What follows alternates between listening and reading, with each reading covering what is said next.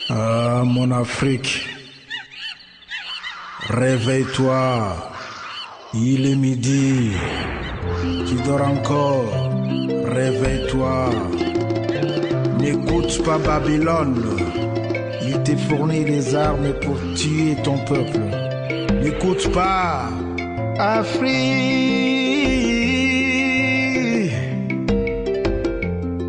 Afrika nanga oya bato a cheveux crepus, bato a mayele bosimbani babige, oya bilanga bozimbani bakongo, simbani maboko monguna leka te o Afrika, maloba te mosala nde. Mwindo ya ngolo Afrika mobali ya mbinga o Afrika, Hatona Mosolo, Africa. Tu gâtes ton nom par-ci, par-là. Quand c'était les blancs, quand les gros a souffert, mais c'était mal les connaître. Les gros a combattu pour arriver en black, devenu le stade de la guerre. Le pouvoir est ta raison. La tricherie, ta seule arme, tu cries la démocratie pour ton profit personnel, toi, Africa. Mesdames et messieurs, auditeurs de Congo Vision, bonjour et merci de nous écouter. Nous vous retrouvons aujourd'hui, samedi 9 novembre 2013, pour un autre débat, cette fois-ci autour de la fin annoncée de la guerre entre les forces armées de la République démocratique du Congo et le mouvement du 23 mars, M23, et également autour des concertations nationales qui se sont tenues à Kinshasa tout récemment. Nous avons pour vous deux invités.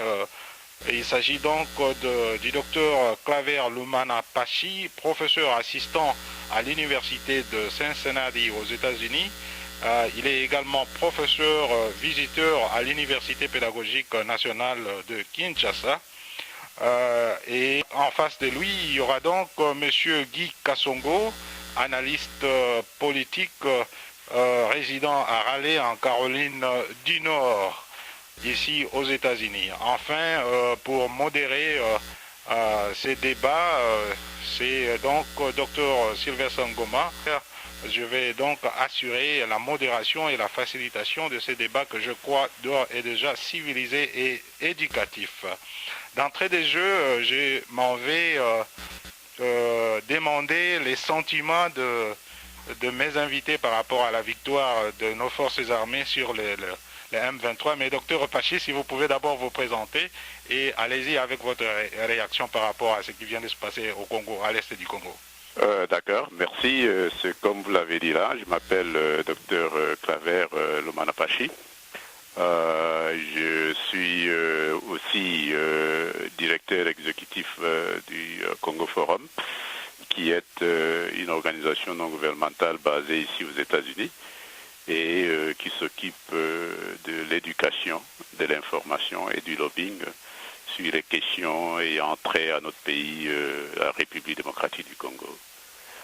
Mais vous n'avez pas parlé de l'ASCP, est-ce que vous êtes... Ah oui, vous en êtes évidemment, il faudra ajouter que j'ai il y a beaucoup de chapeaux que j'aimais, à part ce chapeau académique au niveau de l'enseignement. Il y a évidemment ce chapeau d'activiste au niveau de Congo Forum comme directeur exécutif. Mais il y a un troisième chapeau au niveau de notre pays. Je suis chef du parti et président national de l'Alliance chrétienne pour le progrès, ALCP en sigle, donc Alliance chrétienne pour le progrès, qui est un parti politique agréé au Congo, en République démocratique du Congo, par le ministère de l'Intérieur depuis 2010. Je dois aussi ajouter, comme j'y suis, pour dire que je suis en fait candidat à la députation nationale en 2011, candidat non listé, comme on dit, comme les élections avaient beaucoup de problèmes. Il y a ceux qui ont gagné mais n'étaient pas listés, n'étaient pas choisis, n'étaient pas retenus, comme on dit, dans notre pays. Je suis parmi ceux-là. Voilà un peu pour la présentation. Mais au niveau de la question de la fin de la guerre, quels sont les sentiments? C'est les sentiments qu'on doit tirer comme nationaliste, sentiment de joie. D'abord, il faut féliciter, n'est-ce pas, l'armée congolaise qui a pu combattre, n'est-ce pas, ces insurgés qui sont dans notre pays. Voici belle lurette. Moi, je salue donc ce courage, cet engagement de l'armée congolaise qui a pu enlever les infiltrés de l'intérieur pour enfin aboutir, n'est-ce pas, à bouter dehors, n'est-ce pas, l'ennemi du Congo. À travers ça, évidemment, il faut dire qu'il y a eu des pesanteurs externes qui ont joué un rôle important, n'est-ce pas, de garder en veilleuse les attitudes belliqueuses, n'est-ce pas, du Rwanda et du Burundi, plutôt du Rwanda surtout et de l'Ouganda, mais aussi à l'intérieur, n'est-ce pas, il y a des gens à l'intérieur, des politiciens véreux, qui souhaitent continuer avec les chaos dans notre pays, et je pense qu'il y a eu des messages assez précis pour ne pas soutenir, n'est-ce pas, ce qui se passe à l'Est, à partir de l'intérieur pour des questions de positionnement politique. Donc c'est un sentiment de joie pour confirmer que notre armée, si on lui met à sa disposition le moyen nécessaire, c'est-à-dire l'équipement, l'armement nécessaire, les paiements de salaire adéquats, le moral de l'armée peut être très haut et peut arriver justement à combattre sur le terrain et à gagner des victoires contre les ennemis de notre pays. Voilà ce que je peux dire pour le moment. Alors, Monsieur Guy Kassongo, si vous pouvez commencer par vous présenter et répondre à la question par rapport à vos sentiments, disons, par rapport à la victoire de forces armées congolaises sur le M23. Oui, moi je me nomme Guy Kassongo Mwanasapo. Je vis à Raleigh, North Carolina. Je suis détenteur d'une licence en comptabilité à Campbell University et je suis candidat pour un programme de maîtrise et de doctorat à East Carolina University. J'ai longtemps travaillé dans l'administration publique de mon pays. Avant, j'ai travaillé à la Régie des voies maritimes. Et présentement, je suis en train de faire des recherches avec Campbell University, avec East Carolina University. Mais je suis aussi analyste financier. Et aujourd'hui, je me présente dans ce débat comme analyste politique indépendant. Par rapport à la victoire de FARDC, dans un premier temps, je vais d'abord féliciter le chef de l'État, le président de la République, Joseph Kabila, qui est le commandant suprême, qui a mis tous les moyens nécessaires et qui a réorganisé l'armée, ce qui a permis au FARDC de bouter dehors l'ennemi rwandais voilé sous couverture des M23. Puisque cette armée, beaucoup de gens croyaient qu'elle était la rusée de tous les pays voisins.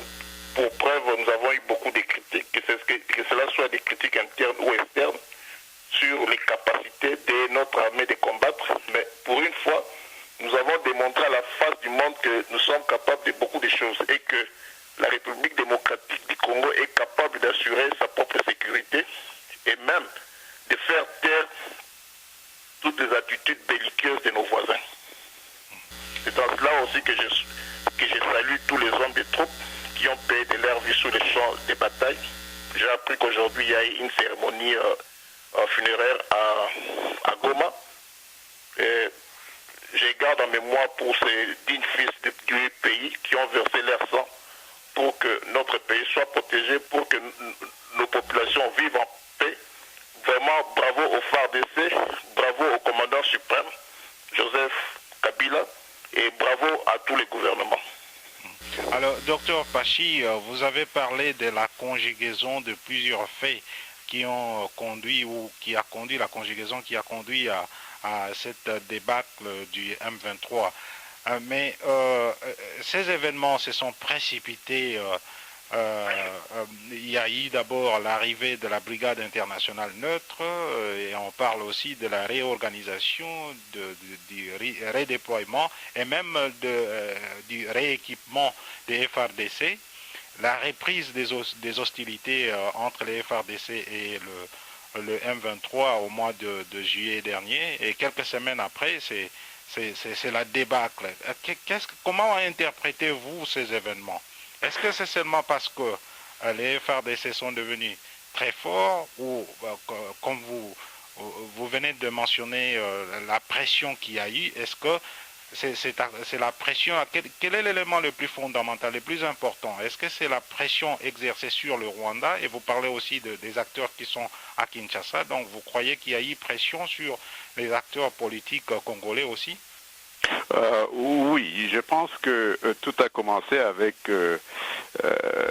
beaucoup de pression au niveau externe, comme Guy venait de le dire, à partir de l'extérieur, la diaspora congolaise continue à faire beaucoup de pression. Même pendant les élections de 2011, il y a eu beaucoup de pression.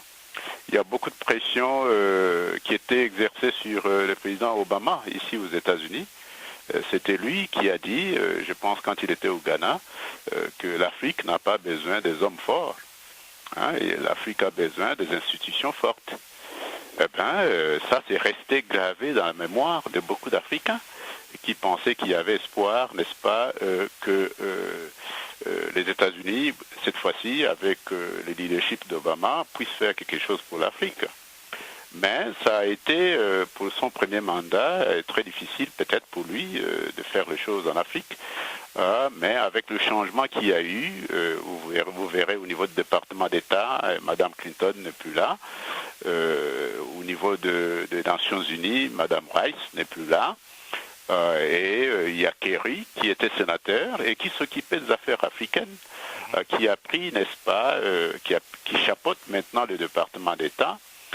Pas seulement qu'il y a eu Kerry qui est là, mais maintenant Kerry a aussi demandé à Feingold de le rejoindre dans ce processus comme envoyé spécial au niveau de Grand Lac.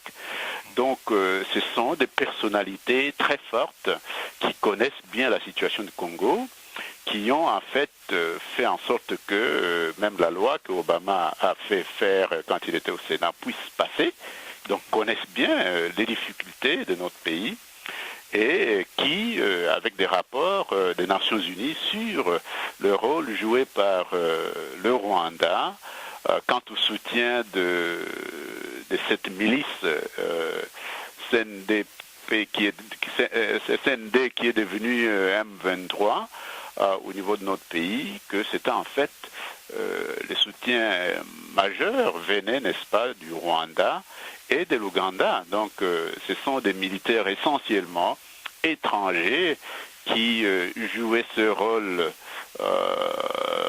de terrain tampon entre le Rwanda et le Congo et entre l'Ouganda et le Congo, mais ce n'était pas un terrain tampon pour la sécurité, mais c'est pour l'exploitation illégale des ressources de notre pays qui fait vivre le Rwanda et qui fait construire le Rwanda aujourd'hui. Mais je disais donc, il y a aussi les anglophones, la Grande-Bretagne, même l'Allemagne, la Belgique, qui savaient qu'on ne pouvait pas continuellement supporter le Rwanda dans son soutien de la milice M23. Parce que justement la communauté internationale avait fermé l'œil quand il y a eu génocide là-bas, qu'on puisse continuer à tuer, massacrer les Congolais et exploiter illégalement ces ressources-là à partir du Rwanda. Donc le lobbying et l'intelligence et les informations qui sortent de là ont fait que, en fait, les gens maintenant, après plus de combien? C'est depuis 1994 qu'il y a eu génocide au Rwanda, donc c'est plus ou moins 17 ans, on ne peut plus continuer sur la même voie. Il n'y a vraiment absolument rien à gagner économiquement par rapport à la communauté internationale et rien à gagner au Rwanda. Il n'y a absolument rien là-bas.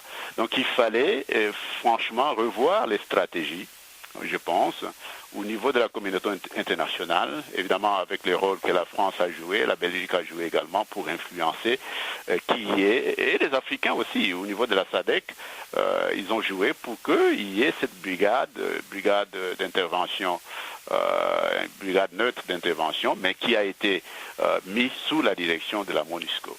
Alors, vu cet aspect-là, donc il y a eu une pression énorme à partir des États-Unis et à partir de Londres pour dire, en fait, les gens peuvent exploiter formellement ces minéraux-là sans qu'il y ait des massacres de gens. Donc il faudra qu'on mette fin à la récréation ou même c'est vraiment pas une récréation, mais au moins ces crimes qui continuent à être joués à l'est de notre pays. Et je pense, vous avez suivi ce que Feingold a dit dans ses dernières interventions, c'est avec des coups de fil persistants du secrétaire d'État américain et la présence même de Feingold au Rwanda, à Kigali, quand les choses ont commencé à bouger à l'Est, que M. Paul Kagame a pu être tenu à l'écart pour ne pas intervenir, pour ne pas envoyer les hommes ou même des techniciens. Parce que l'armement, ils les avaient. Vous avez vu qu'ils ont trouvé à Tchanzu 300 tonnes d'armement. Ils avaient donc l'armement, mais ils n'avaient pas de techniciens qui pourraient les aider directement à utiliser ces armements-là pour combattre et garder et arriver. Même l'idée, c'était la balkanisation de cette partie de territoire-là de notre pays. Alors, donc, cette influence-là, cette pression-là des pays anglophones ont fait que M. Paul Kagame se retrouve au moins isolé. Ça n'a pas commencé hier, mais évidemment ça a commencé avec la tournée d'Obama. Il s'est arrêté en Tanzanie, il n'est pas parti à Kigali ou en Ouganda, ou même au Kenya. C'est pourquoi vous voyez les manœuvres que les trois là sont en train de faire contre le président tanzanien. Ça, on peut en parler après. Mais je pense qu'il y a cette pression-là, et les Nations Unies, et maintenant le fait d'avoir donné maintenant la force, même à la MONUSCO, de participer, n'est-ce pas, à lutter pour bouter dehors, n'est-ce pas, des forces négatives dans notre pays. Je pense que ça a beaucoup aidé le Congo de prendre ces décisions-là. Au niveau interne, c'est bien de féliciter les chefs de l'État, c'est lui qui gère les pays, tout ça c'est bien. Mais ça fait combien d'années qu'au gars de ces milices qu'on signe des contrats avec eux sous son leadership. Donc c'est un problème, il faudra dire ce qu'il faut dire, c'est pas des critiques pour critiquer, mais je pense qu'il faudra dire qu'on a fait longtemps, on a attendu longtemps avant de prendre ces décisions-là, parce que justement, il y a des pesanteurs extérieurs qui ont joué un grand rôle pour qu'au niveau interne maintenant, que tous ces éléments-là, ces animateurs politiques qui gardent les chaos, entre autres les politiciens qui viennent justement de l'Est, hein, comme les Moussa Nyamwisi, qui gardent des milices au niveau de l'Est, les Nyarugabo et les autres Rouberois, qui gardent en fait les M23 comme élément pour exercer la pression, pour se repositionner au niveau du gouvernement à Kinshasa. Et comme tous les autres, même, vous pouvez citer même les Camérés qui gardent en fait encore beaucoup de relations avec des milices interamouées Hutus qu'ils géraient pendant l'époque des musées pour lutter contre Kagame. Donc tous ces éléments-là, tous ces politiciens-là ont voulu que ces désordres-là continuent. C'est dans ces désordres-là qu'ils exploitent même ces ressources dans notre pays, mais qu'ils veulent aussi se pérenniser au niveau de pouvoir, et d'autres qui veulent en fait se repositionner à partir de Kinshasa. Donc ils pensent qu'il faut une branche armée dans leur système ou dans leur façon de voir la chose pour se positionner, alors que le pays nous appartient à tous. Nous avons un gouvernement qu'on a mis en place. Nous avons eu la guerre avant. Nous sommes partis dans des conférences ou même comment on dirait, de dialogues intercongolais. C'était justement pour qu'on arrive à faire la transition, pour qu'on commence un système démocratique pour que le pouvoir change démocratiquement. Mais ce sont les mêmes gens, après que la transition est terminée, non, ils sont repartis carrément pour faire la rébellion. Vous comprenez? Alors, pourquoi on a fait la transition? Pourquoi on doit revenir en arrière dans notre pays à chaque fois? Donc, il y a tous ces pesanteurs-là. Au niveau interne, il y a beaucoup de problèmes, beaucoup de gens qui ont trahi notre pays à l'interne. Ce n'est pas seulement maintenant, avec les systèmes actuels, ça c'est depuis 60. Lumumba lui-même l'a dit. Il y a des ennemis internes comme des ennemis externes de notre pays. Donc, moi, je pense que cette fois-ci, ces pesanteurs externes ont joué un rôle important. Moi, je pense qu'il y a des multinationales qui croient fermement qu'on ne peut pas laisser à la Chine d'être à l'intérieur. Il faut qu'eux aussi, elles aussi soient à l'intérieur de notre pays pour que, justement, au niveau de l'exploitation de ressources économiques de notre pays, qu'ils puissent participer à l'exploitation de ces ressources-là. Parce que surtout, ce sont des ressources stratégiques que ces pays ont besoin, mais auxquelles ils n'ont pas accès direct. Ils ont accès d'exploitation par rapport justement aux milices qui sont financées et armées pour faire des massacres. On a maintenant des minerais de sang. Ils ne veulent pas s'identifier avec des minerais de sang. Donc je pense que ces éléments-là ont poussé à ce que cette fois-ci soient les bons. Qu'au niveau interne, les gens puissent se désister un peu avec la force qui est là au niveau interne pour éradiquer les milices. Et au niveau externe, les gens ne trouvent pas de bénéfices par rapport à soutenir franchement les attitudes belliqueuses de Paul Kagame, qui les fait sciemment. Et aussi, même ceux qui se cachent derrière leur leadership, les gens comme les Museveni, qui font beaucoup de choses à l'est du pays pour déstabiliser notre pays. Je pense que la communauté internationale est maintenant d'accord pour mettre fin à ça. Et c'est à nous maintenant de savoir comment gérer justement la fin de la guerre, parce que la paix aussi qui doit commencer, il faut préparer la guerre pour mieux maintenir la paix. Donc voilà un peu ce que je peux dire pour laisser le temps à mon collègue d'intervenir. Alors, Monsieur Guy Kassongo, le professeur Pachi vient de démontrer que la débâcle inédite du M23 qui a surpris beaucoup d'observateurs est arrivé grâce à plusieurs facteurs notamment la pression de la communauté internationale, singulièrement celle des États-Unis sur le Rwanda, la réorganisation des FARDC et l'entrée en jeu de la brigade internationale neutre. Lesquels de ces facteurs a été les plus déterminants selon vous? J'ai suivi le professeur Claver. Bon, je ne suis pas d'accord sur un point quand tu parles de l'apport des anglophones, parce que je me souviens que les États-Unis avaient réduit son aide militaire au Rwanda en concurrence de $200,000. Ce n'était qu'à titre symbolique, mais nous savons que le principal allié occidental du Rwanda, c'est les États-Unis d'Amérique, qui forment et qui financent militairement le Rwanda. Donc je ne pense pas qu'il y ait eu vraiment une forte pression des États-Unis pour empêcher Kagame d'envoyer ses soldats en RDC dans la bataille qui s'est passée entre notre armée et le M23. Mais Monsieur Guy, là je vous interromps un petit peu, juste pour dire qu'il y a eu effectivement des appels, plusieurs appels de vous pouvez me laisser quand vous avez les autres professeurs. Okay, allez-y. Non, je ne pense pas que les États-Unis aient pesé de tout son poids là, parce que d'abord, quand nous suivons, c'est que l'envoyé spécial des États-Unis dans la région des Grands Lacs, quand les FARDC avaient le momentum, lui était parti en France pour tenter d'arrêter le momentum des FARDC, en demandant aux FARDC de s'arrêter et de privilégier les dialogues par les accords de Kampala.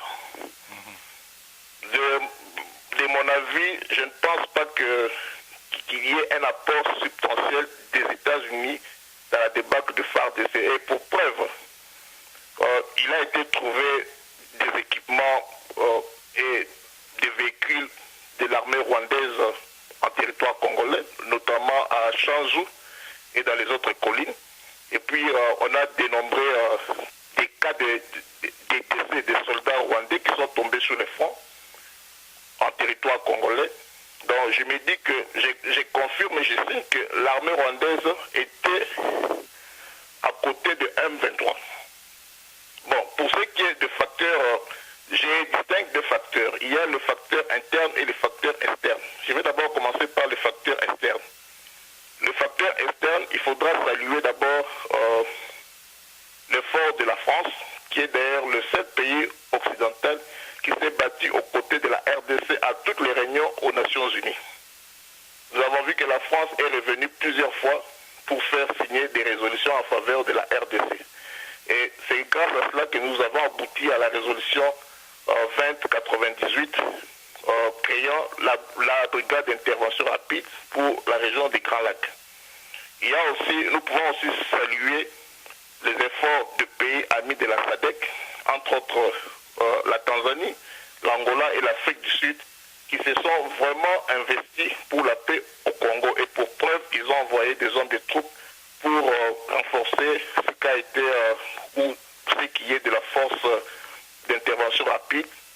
Et nous avons vu le résultat, c'est que ces forces-là étaient à l'arrière, puisque dans la débatte des M23, ce sont les FARDC qui ont combattu. Ce sont les FARDC qui étaient à la première ligne.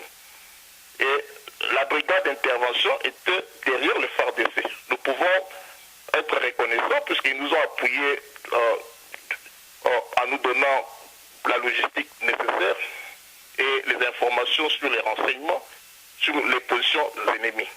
Mais en ce qui concerne les facteurs internes, d'abord, je voudrais d'abord relever que le président de la République, Joseph Kabila, a tenu parole. Le 15 décembre 2012, quand il s'adressait au Parlement, il avait promis de doter les FARDC de la puissance des faits nécessaires. Et c'est ce qui a été fait. Les FARDC ont été dotés des équipements nécessaires et substantiels, car il avait même relevé que notre armée, dans sa structure passée, nous étions plus équipés pour combattre les milices. Mais comme les dangers de la balkanisation du Congo s'est précisé, et les FARDC ont eu ce qu'il leur fallait, et nous avons vu que cela a beaucoup aidé. Mais il y a aussi la réorganisation et la formation de nos troupes. Nous avons eu des commandos, entre autres ceux qui étaient formés par les Chinois, par les Américains, par le Belge, et ce qui a permis de renforcer les capacités de nos soldats au fond. Il y a aussi les changements opérés dans la chaîne de commandement des FARDC. La venue du général Olenga a été d'un grand apport et cela a été positif puisque cela a même ravivé les morales des troupes et une bonne organisation. Et cela a permis de mettre dehors tous ceux qui avaient comme infiltré dans notre armée. Il y a aussi la nomination du commandant de la 8e région militaire. Je crois que c'est le général Baoumas, sauf erreur de ma part. Et ils ont fait un travail remarquable qui a permis à ce qu'aujourd'hui, nous puissions célébrer cette victoire. Mais je ne pense pas que la pression des États-Unis, puisqu'aujourd'hui c'est tout le monde qui cherche à voler la victoire des FARDC, dire que voilà, nous avons dit aux Rwandais de ne pas intervenir, ce qui est pratiquement faux, puisque les forces rwandaises étaient au Congo pendant que les M23 se battaient. Et pour preuve, aujourd'hui on nous parle qu'il y a 1600 M23 réfugiés en Ouganda. Mais nous comprenons que cette rébellion n'avait comme effectif total que 1500. Et 400 soldats de M23 se sont rendus au FARDC. Et nous pouvons compter le nombre de morts. Je me dis qu'il devait y avoir 200 ou 300 soldats de FARDC réfugiés en Ouganda. Mais quand nous faisons un petit calcul arithmétique, nous comprenons qu'il y a eu 1000 soldats venus du Rwanda qui ont traversé la frontière pour aller en Ouganda. Et nous reviendrons sur ça ultérieurement quand nous aurons à démontrer que cela c'est une malice de la communauté internationale. Parce qu'aujourd'hui, nous pouvons retenir une chose. Les représentants spéciaux des États-Unis dans la région des Grands Lacs, à une question lui posée par un journaliste de RFI. Pourquoi Kagame ne pouvait pas engager un dialogue direct avec les FDLR comme l'avait recommandé le président tanzanien? Le représentant de Kerry dira ceci, que le président Kagame, c'est-à-dire le Rwanda, ne pouvait engager un dialogue avec des groupes armés. Parce qu'il est impossible à un gouvernement d'engager un dialogue avec des groupes armés. Mais cependant, la même personne a fait le forcing. Il est parti en France pour convaincre le gouvernement français de faire pression sur le gouvernement congolais afin que nos délégués rentrent à Kampala. Alors là, il y a lieu de se demander pour qui roulent réellement les États-Unis. Les États-Unis d'Amérique roulent pour le Rwanda. Et pour preuve, ils nous encouragent de négocier avec le Rwanda, de négocier avec les M23, qui était une rébellion mais qui n'existe plus. Mais malgré que cette rébellion n'existe plus, battue militairement sur le terrain, on nous impose d'aller négocier avec eux. Alors, M. Kasongo... Mais il y a des régimes là de double standard, mais en même temps, on ne veut pas que les Rwandais négocient avec les FDLR. Une petite clarification. Okay. Les États-Unis appuient aujourd'hui la création d'un tribunal national et même international pour juger les criminels de guerre qui ont été impliqués dans les actes de violence à l'est du Congo.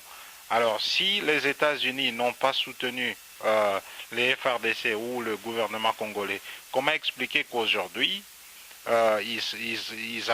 qu'ils puissent appuyer la formation d'un tribunal pour juger les auteurs des crimes commis à l'est du Congo? Moi, je peux dire que, enfin, si vous voulez qu'on parle de soutien, c'est un soutien au sens figuré. Puisque si les États-Unis voulaient vraiment nous soutenir, il n'y aurait pas eu 6 millions de morts dans le Kivu. Puisqu'aujourd'hui, ce tribunal-là que les États-Unis proposent, moi je trouve même que ce tribunal-là n'a pas de sens. Parce que nous avons déjà le tribunal international. Je me dis, mais on va créer ce tribunal-là après que 6 millions de morts soient décédés dans le Kivu. Mais alors que nous connaissons qui sont responsables. Nous savons que les grands assassins, les responsables de ces 6 millions de morts, c'est Kagame et son armée. Ça, nous ne pouvons pas chercher ailleurs. Mais il est curieux que le même pays qui soutient le Rwanda, le même pays qui équipe le Rwanda, et le même pays qui fait semblant de couper son aide militaire au Rwanda juste à concurrence de 200 000 $, ces mêmes pays reviennent aujourd'hui pour nous dire qu'il faut créer un tribunal, tout ça. Non, non, non. Moi, je me dis que... C'est le même pays qui a aussi sanctionné les Rwandais pour son soutien au M23 qui utilisait les enfants soldats. Avançons un peu. Ça, c'était verbal. Ça, c'était de manière verbale. Ça, c'était de manière verbale. Mais on n'a pas senti on n'a pas senti les États-Unis d'Amérique. Les États-Unis d'Amérique le voulaient. Cette guerre ici, les M23 n'allaient pas exister. Et cette guerre n'allait pas perdurer et il n'y aurait pas eu autant de morts que nous avions comptabilisé aujourd'hui. Ok, alors faisons intervenir Dr Pachi. Dr Pachi, il y a eu quand même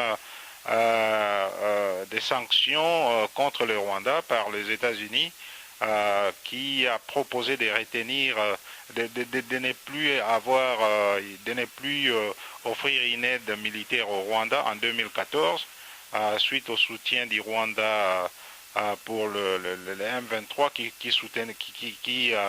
utilisait les enfants soldats. Mais là, peut-être vous pouvez faire allusion à ça lors dans votre réponse à la question que je m'en vais vous poser tout de suite. On a trouvé des armes à Tchanzu, vous avez fait mention de cela, et plusieurs armes qui ont même étonné beaucoup de diplomates et même des Congolais. Que faut-il faire pour que le Rwanda ne puisse plus s'immiscer dans les affaires du Congo, comme c'était le cas depuis 1996, et aussi comment consolider la paix à l'est du Congo.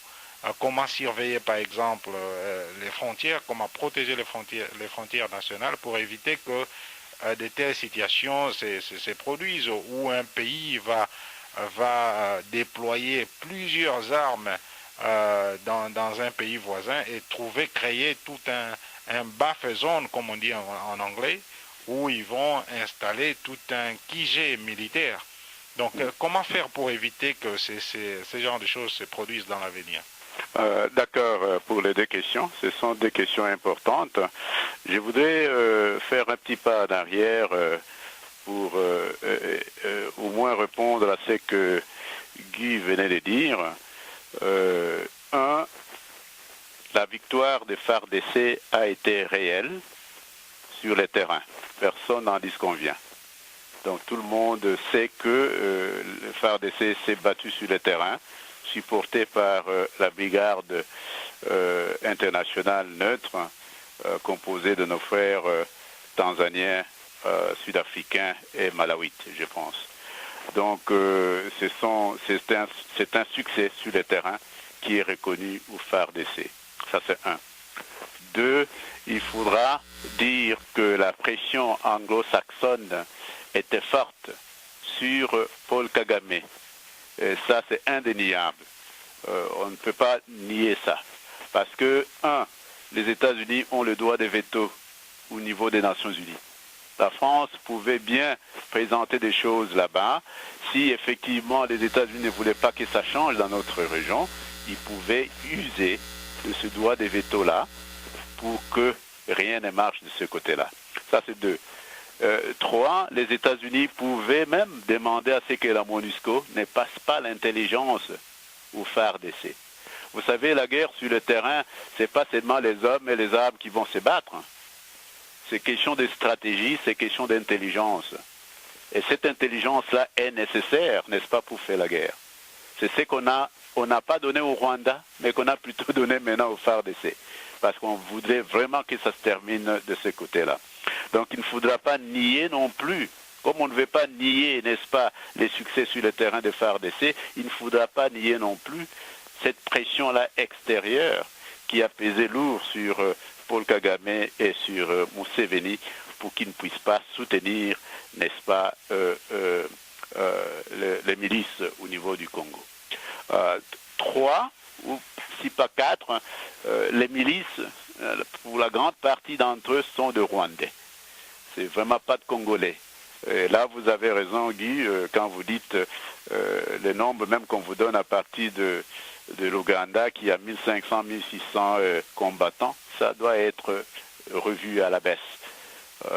Certainement, personne ne croit à cela, à moins que ce soit des stratégies, n'est-ce pas, de Museveni et de Kagame pour l'accord ou les accords de Kampala dont on va parler bientôt, pour qu'ils puissent utiliser ça pour réinfiltrer notre armée, si surtout on doit, si le président de la République, sous son leadership, doit encore accepter de signer un accord pour réintégrer les gens qui, par le passé, n'ont pas pu respecter même ces commandements. Alors ça sera intéressant de voir ce qui va se passer, n'est-ce pas, à Kampala. Mais je pense que c'est un élément qu'il faut retenir, que le Rwandais et les Ougandais, surtout Museveni, qui est lui-même Rwandais d'ailleurs, tient à ce qu'on puisse réinfiltrer justement notre armée. C'est avec le changement des éléments comme de commandement au niveau de l'armée que les choses ont changé. Parce que justement les Rwandais n'avaient plus accès au téléphone, au numéro de téléphone que pouvait avoir Ndala, qui a été formé comme commando par la Belgique, ou par même Africom, les États-Unis, ou par les Chinois, avec Olenga qui est là, c'était nationaliste, ne pouvait pas donner de téléphone à Kabarebe, au niveau du Rwanda, pour essayer d'infiltrer et même de laisser les ennemis prendre des positions clés au niveau de notre pays. Donc là, il faudra vraiment pas nier l'effort extérieur. Les pesanteurs extérieurs étaient clairs. Il ne faudra pas les nier, malgré que dans la perception de l'homme congolais, ou de la femme congolaise, ou du Congolais moyen, ils pensent franchement que les Américains ne les aident pas. Ça, c'est vrai. Les Américains sont des amis des Rwandais ou du gouvernement de Kagame. Mais la politique étrangère américaine, elle est d'abord domestique. Ça concerne les intérêts des Américains. Ils n'ont pas des amis permanents, les Américains. Ils n'ont pas des amis permanents. Ce qui se passe à Paul Kagame aujourd'hui, c'est le début de sa fin, en fait. C'est comme ce qui s'est passé en Angola avec Savimbi, qui était supporté par le gouvernement américain. Mais quand les intérêts ont basculé, maintenant les intérêts des Angolais, les Américains se retrouvent, n'est-ce pas, au niveau des intérêts, de leurs propres intérêts stratégiques, eh bien, on a cédé Savimbi. Et maintenant, les Américains travaillent avec Dos Santos. Donc ça va être la même chose ici. Alors, pour revenir aux deux questions que Dr Ngoma, que vous venez de poser, la première, c'était de savoir quoi faire pour que justement le Rwanda et les pays voisins ne puissent pas se mixer, n'est-ce pas, au niveau du Congo où ils amènent beaucoup d'armes et tout ça et tout ça. Pour cette première question-là, moi je dirais, la paix, ça se maintient, mais il faut la préparer par la mise en place d'une armée professionnelle, une armée républicaine, une armée nationale, pas une armée ethnicisée, comme je pourrais dire, mais une armée réellement professionnelle, une armée réellement nationale, une armée réellement républicaine, qui comprend, n'est-ce pas, toute la fabrique de notre société, où tous ces gens, tous ces Congolais de partout se retrouvent dans cette armée-là. Vous comprenez? Parce que c'est ça, cette armée professionnelle, qui doit être, n'est-ce pas, le socle plutôt de la protection de l'intégrité de notre territoire.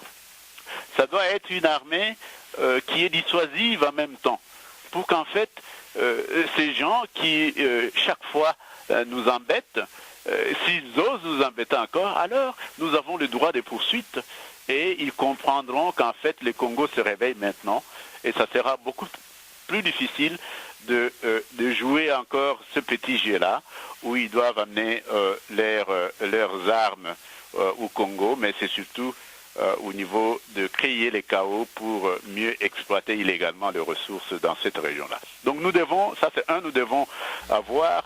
mettre en place une armée réellement professionnelle, une armée réellement nationale et une armée républicaine. Ça, c'est une condition sine qua non, n'est-ce pas, pour dissuader les gens qui ont des ambitions expansionnistes pour notre pays. De deux, ça c'est au niveau interne. De deux, il faudra nécessairement qu'on arrive quand même à faire cette réconciliation, une réconciliation nationale, mais une réconciliation nationale qui doit se faire dans la justice. C'est comme ce qui s'est passé en fait en Afrique du Sud, qu'il faut adapter pour notre pays, pour notre environnement et pour les moments qui nous importent. Sans cette réconciliation-là entre Congolais, il sera très difficile, n'est-ce pas, de cicatriser, comme on peut dire, la plaie. Parce que vous savez, nous sommes un pays avec une multitude d'ethnies et il y a eu une cassure énorme avec des tueries, des massacres qui se sont passés. Alors, cette haine qui nous gangrène encore jusqu'à présent, on doit chercher par tous les moyens à mettre les Congolais ensemble pour chercher à se réconcilier, mais pas seulement se réconcilier pour se réconcilier, mais aussi se réconcilier dans la justice. C'est-à-dire que pour asseoir la cohésion, il faudra nécessairement que les victimes soient identifiées et soient récompensées. Il faudra aussi que les criminels, internes comme externes, soient identifiés et punis par rapport à la loi. Soit punis, soit alors pardonnés. Donc il faudra nécessairement qu'on y arrive pour dire oui, nous avons subi ça, nous vous pardonnons, mais nous n'allons pas oublier. Mais oui, vous ne pouvez pas être pardonné, parce que les crimes que vous avez commis, ce sont des crimes contre l'humanité. Il faudra que la justice s'occupe de vous, que les gens puissent payer pour des faits, des guerres ou des crimes de guerre ou des crimes contre l'humanité qu'ils ont posés au niveau de notre pays. Ça, c'est 3. 4, je pense que le président de la République a commencé à faire ça, mais moi, je pense qu'il a mal choisi les moments au niveau de la cohésion nationale. Parce que pour moi, la cohésion nationale ne se décrète pas. Vous ne pouvez pas faire des réunions et dire, voilà, à la fin des réunions de conférences, il y aura une cohésion nationale. Ça n'arrive pas comme ça.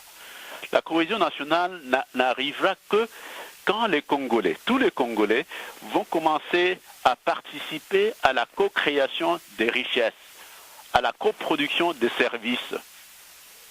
Le Lumumba disait, il faut travailler, parce que c'est ça qui va nous sortir de la pauvreté.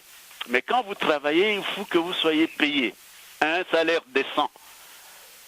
Si les Congolais ont un salaire décent qui est payé à temps, qui n'est pas volé, ils ont accès aux services, ils participent à la création, même à la production même de ces services-là, la cohésion nationale va venir de soi.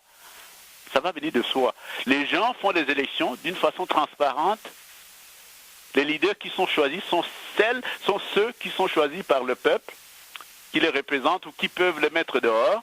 La cohésion nationale va venir de soi. Il n'y aura pas de cassure de la cohésion nationale.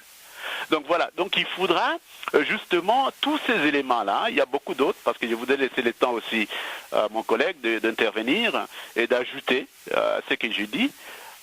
Il y a beaucoup de choses qu'il faut faire pour qu'on arrive à consolider la paix. Au niveau immédiat, pour la consolidation de la paix, il faudra qu'on quitte Kampala. Il n'y a absolument rien à faire à Kampala. Donc il ne faut pas signer il n'y a absolument rien à signer à Kampala. Le lundi, comme c'était prévu. Ils vont signer quelque chose, mais j'espère qu'ils ne signent pas un accord. Parce qu'on va signer avec un accord avec une entité qui n'existe pas. Ça sera peut-être de signer une déclaration. Ça c'est un. De deux, nous devons arrêter d'être humiliés à tout moment. Parce que c'est nous qui payons, même tous ces milices-là qui sont à Kampala, c'est nous qui payons pour leur séjour à Kampala. C'est pourquoi ils prolongent les choses à la longueur de temps. Mais là, je me dis aussi, si on signe un accord, c'est que 2, 3, 4, 5 ans après, ils peuvent revenir et dire, là, vous avez violé les accords, et puis ils reprennent les maquis, par exemple. C'est exactement ça, parce que c'est l'idée de dire que nous avons 1500 combattants qui sont... C'est faux. Ce sont des Rwandais et des Ougandais, des combattants rwandais et ougandais peut-être qui sont là, qu'ils veulent positionner justement, quand le Congo signe les accords, ils vont dire, vous avez violé les accords, et comme vous avez violé les accords, voici ce que nous allons maintenant faire. Donc nous devons arriver franchement à stopper cette façon de faire la diplomatie. Alors, faisons et de gérer les choses. Monsieur Guy Kassongo sur la même question. Monsieur Guy, mais d'abord, moi, j'aimerais reprendre ici un point qui a été soutenu par un compatriote qui vivait au Canada, Monsieur Kaïsala, qui disait qu'il faut que le gouvernement congolais puisse acheter des drones. Les drones, le genre que la MONUC ou l'ONU va amener au Congo pour surveiller les frontières. Le gouvernement congolais peut acheter ses propres drones pour surveiller toutes les frontières, surtout que nous sommes entourés, nous partageons les frontières avec 9 pays, et donc il est difficile d'avoir des hommes pour regarder, pour veiller sur ces frontières-là. Donc il faut utiliser la technologie et utiliser par exemple le drone pour essayer de voir les mouvements, les va-et-vient au niveau des frontières avec d'autres pays. Monsieur Guy Kassongo, la guerre, vous avez dit qu'elle a été gagnée sur plusieurs fronts. Vous avez peut-être minimisé un peu le front diplomatique, mais je pense que la guerre a été gagnée sur le front militaire, médiatique, diplomatique, politique, et aujourd'hui on parle de la signature d'un accord de paix à Kampala, et cela va intervenir déjà ce lundi ici. Est-ce qu'il faut que le gouvernement congolais puisse signer cet accord ou non? Oui, d'abord je voudrais répondre à votre préoccupation. comment faire pour sauvegarder cette victoire militaire et éviter que nous connaissions une énième agression comme ça a toujours été le cas avec le Rwanda et l'Ouganda. Je suis parfaitement d'accord avec ses compatriotes qui a dit qu'il fallait que la RDC se dote des drones pour contrôler ses frontières. Ça, c'est une réalité. Je suis aussi d'accord avec le professeur Claver quand il dit qu'il nous faudra une armée républicaine et une armée bien formée. C'est-à-dire que l'État devra tout faire pour pouvoir à notre armée le moyen nécessaire, que ce soit le moyen sur le plan des équipements, de munitions, de formation de nos troupes. Il faudra que nous sachions sur base de ce qui nous est arrivé que à tout moment nous pouvons être attaqués par le Rwanda et l'Ouganda et pourquoi pas par l'Angola qui nous a aussi chippé quelques territoires. C'est pourquoi il faudra que nous nous préparions à la guerre. C'est pourquoi moi je pense que sur le plan interne, beaucoup de choses doivent être faites. C'est-à-dire qu'il faudra accélérer le mécanisme de formation des troupes et il faudrait, au regard de l'étendue de notre territoire, signer certains contrats avec ou certains accords avec certains pays tels que la Chine qui se distingue déjà dans la formation de nos troupes et la Belgique, de manière que nous puissions avoir beaucoup de soldats formés et si la rémunération et la cantine et tout suit, je pense que les FARDC sont capables de beaucoup de choses. Puisque avec le moyen de bord, nous savons qu'ils ont fait un travail considérable. Et ça, nous pouvons que nous en féliciter. Ça, ce sont les efforts qui doivent être faits sur le plan interne. Mais je voudrais aussi ajouter qu'il nous faudra une formation, cela se faisait dans le passé, on appelle ça un armement civique. C'est-à-dire que les étudiants ou les finalistes des humanités au Congo devront s'enrôler dans l'armée pour 2 ans ou 3 ans. Puisque je me dis que nous, avec ce que nous avions connu, je ne pense pas que cela va stopper les attitudes belliqueuses du Rwanda et de l'Ouganda. Et pour preuve, aujourd'hui, l'Ouganda déclare qu'il y a 1600 soldats de M23 sur son territoire. Cela est une préfiguration d'une guerre à venir. C'est-à-dire que l'équation M23, quoique terminée aujourd'hui, mais le M23 peut revenir sous d'autres formes et sous d'autres dénominations, ce qui n'est pas impossible. C'est pourquoi il faudra nous réarmer en équipement, en munitions, et puis former nos soldats pour renforcer leurs capacités. Là, je suis d'accord avec le professeur Claver. Bon, à propos de la cohésion nationale, puisque j'ai cru comprendre que le professeur Claver a aussi parlé de ça comme mécanisme pour sauvegarder la paix, cette cohésion au Congo. Je pense que le chef de l'État, quand il a convoqué les concertations nationales, c'était d'abord, le Congo était dans une situation d'affaiblissement, parce qu'on nous avait imposé une guerre, et il est vrai que nous venions d'enregistrer une grande perte dans nos troupes avec ce qui est arrivé, je crois, l'année passée, quand nous avons perdu la ville de Goma. Et il y avait cette opportunité, cette nécessité à mettre toute la classe politique congolaise ensemble. Parce que unis par les sorts, je crois que nous pouvons bâtir un grand pays et nous pouvons bâtir une grande armée. C'est pourquoi le chef de l'État a initié les concertations nationales. Je ne pense pas que cela soit une mauvaise initiative. Mais par contre, cela a quand même donné des fruits escomptés. Bien qu'il y a un tiraillement de la part des politiciens qui cherchent à se repositionner, ou certains partis, comme l'avait dit dans son introduction le professeur Claver, il y a certains partis d'opposition à Kinshasa qui étaient en intelligence avec les M23, ça nous le savons. Pour preuve, nous avons vu les drapeaux du parti de M. Kamere flotter à Kiwanja, juste après la prise de la ville de Kiwanja, et cela dit beaucoup de choses. Mais je pense que cette cohésion était importante dans la mesure où elle allait mettre tous les Congolais ensemble et aussi allait renforcer les sentiments de patriotisme et de nationalisme dans les chefs des Congolais. Mais je me dis qu'il y a aussi des efforts externes qui doivent être faits. Par exemple, il faudra que la communauté internationale passe des résolutions au niveau des Nations Unies pour endiguer toute circulation des armes dans la région des Grands Lacs, puisque aujourd'hui nous constatons qu'il y a beaucoup de milices qui sont fournies en armes et munitions par le Rwanda et l'Ouganda. Bon, nous savons aussi qu'il y avait eu un cas, on a cité un général congolais, Tango Force, mais l'enquête est en cours. Je crois que dans quelques mois ou dans quelques semaines, nous saurons exactement ce qui s'est passé. Mais il y a aussi des efforts internationaux qui doivent être faits pour réglementer les commerces des ressources qui sont la source des conflits. Puisque j'ai toujours pensé que la guerre dans le Kivu, c'est une guerre économique. Cette guerre-là nous est imposée parce que certains pays de la communauté internationale, en connivence avec nos voisins, veulent exploiter illicitement et de manière illégale les ressources minières du Congo. Je parle du coltan.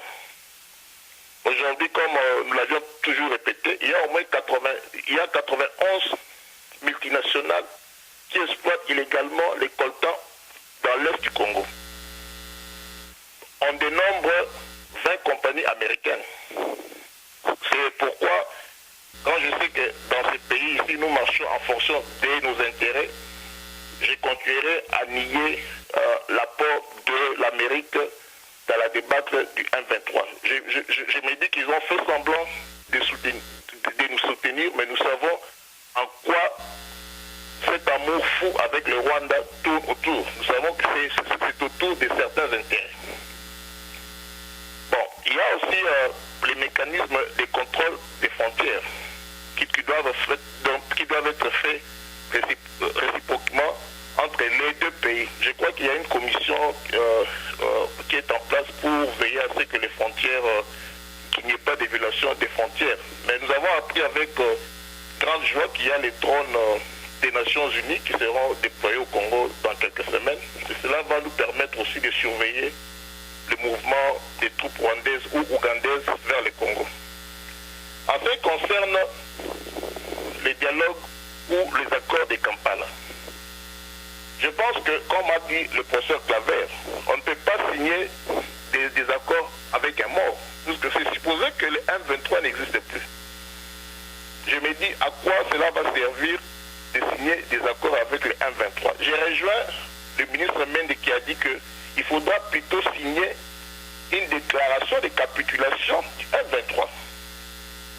Moi, je pense que ce qui sera fait lundi, j'ai ouï dire qu'ils se sont mis d'accord sur 11 points, mais je ne vois pas la nécessité de cet accord parce que passer un accord avec une personne signifie que vous êtes lié juridiquement et légalement par ces accords. C'est comme a dit quelqu'un qu'un jour le M23 pourrait revenir pour dire que voilà, vous n'aviez pas respecté les accords et nous reprenons les armes. Je me dis que cela doit finir. Pour moi, les gouvernements ne devaient pas aller signer ces accords. Mais nous savons que si aujourd'hui les gouvernements congolais, donc le lundi, si le gouvernement congolais signe ces accords, c'est sous la pression internationale. Et cette pression-là vient notamment des États-Unis d'Amérique.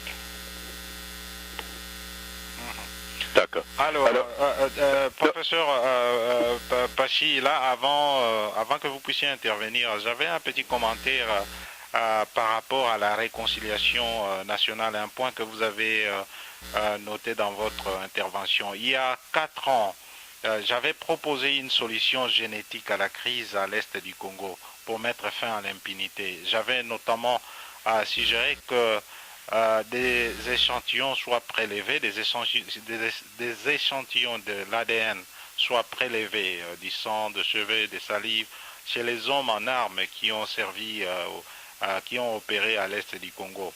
et qu'on crée une banque de données génétiques qui permettrait de comparer l'ADN des soldats et des enfants nés des cas de viol. Donc ceci épargnerait la RDC de la reddition de la violence sexuelle à l'est du Congo, et cela permettrait aussi de sanctionner les auteurs de ces cas de violence. Donc cela impliquerait que le gouvernement puisse investir des moyens conséquents pour l'acquisition de la technologie d'ADN qui manque aujourd'hui au pays, car cela va vraiment aider à rendre justice aux filles et aux femmes congolaises violées à l'est du Congo. Alors, revenons un peu aux concertations nationales. J'allais vous poser une question par rapport aux commentaires que je viens de faire, mais nous devons maintenant aller un peu plus vite. Nous débattons depuis une heure maintenant. Les concertations nationales se sont tenues à Kinshasa au mois de septembre et d'octobre dernier. Elles se sont clôturées, je crois, le 5 octobre 2013. Et le président Kabila a répondu aux préoccupations des participants le 23 octobre, notamment en proposant la formation d'un gouvernement de cohésion nationale. Que pensez-vous, professeur Pachi, de l'utilité, de la substance et même des résolutions de ces concertations nationales? Ont-elles aidé, je veux dire, à réconcilier tant soit peu le peuple congolais? C'est une question importante, elle est complexe. D'abord, je dois dire que, en tant que chef de l'État, le président a, n'est-ce pas, ces prérogatives-là, d'organiser des dialogues, des conférences et autres comme il l'attend. Ce sont ses prérogatives, c'est lui qui gère aux destinées du pays. Mais moi je pense, comme j'ai dit avant, la cohésion nationale, ça se ne décrète pas. Ce ne sont pas des rencontres qu'on doit faire, des conférences qu'on doit faire pour qu'à la fin de ces rencontres-là, voilà, il y a une cohésion nationale. La cohésion nationale, c'est dans les quotidiens de gens, c'est dans le social, dans les actes que le gouvernement prend, dans l'environnement qu'on met en place pour que le secteur privé puisse grandir, pour créer des richesses, dans les systèmes qu'on met en place pour qu'il y ait aisance, pour que les Congolais puissent eux-mêmes coproduire des services, participer à la production des services, participer à la création des richesses. Ça n'existe pas encore, ça n'y est pas là. Donc le fait que les gens se sont rencontrés, c'est vrai, ça a un peu soulevé les espoirs, mais les espoirs, ce n'était pas soulevé pour la grande majorité de la population, mais ça soulevait les espoirs parmi ceux qui ont participé à la concertation nationale, qui pensaient que de là sortiront des postes, parce qu'il y aura un gouvernement de cohésion nationale. Alors, ces sentiments-là, cet espoir-là qui était soulevé, mais qui attend d'aboutir à des résultats pratiques, va frustrer justement ceux-là qui ont participé, qui pensaient qu'en participant, ils auront des postes, et ça ne va pas créer la cohésion nationale. Même parmi eux, ça ne va pas créer la cohésion, même de l'unité de ces participants-là qui étaient à la concertation nationale. Donc c'est une distraction qui fait dépenser de l'argent pour rien. Je pense que le président ferait mieux de continuer à trouver une solution définitive à la guerre de l'Est. Nous sommes dans la voie d'y arriver. Continuer à trouver des gens qui peuvent participer dans son gouvernement, parce que je crois comprendre qu'il a gagné les élections en 2011, il a mis un gouvernement en place, il peut faire un choix des hommes et des femmes qui peuvent participer à ces gouvernements-là, sans faire une concertation nationale, puiser là où il veut puiser, parce que tous les Congolais veulent servir le Congo. Il peut être de l'opposition, il peut être de la société civile, il peut être de la mouvance présidentielle, ou je ne sais pas moi, la majorité présidentielle, il peut être de la diaspora. Il peut appeler aux compétences qu'il connaît, qui existent dans ces composantes-là, pour faire partie de son gouvernement. S'il veut appeler ça gouvernement de cohésion nationale, tant mieux, il n'a qu'à appeler ça. Mais c'est son gouvernement. En fin de compte, en 2016, c'est lui qui doit prendre les responsabilités de résultats de sa mandature, de 2011 jusqu'à 2016. Donc ça, ce sont ses prérogatives à lui. Mais ça ne doit pas être un recommencement à zéro. La cohésion nationale, c'est pourquoi j'ai dit la cohésion nationale ne se décrète pas.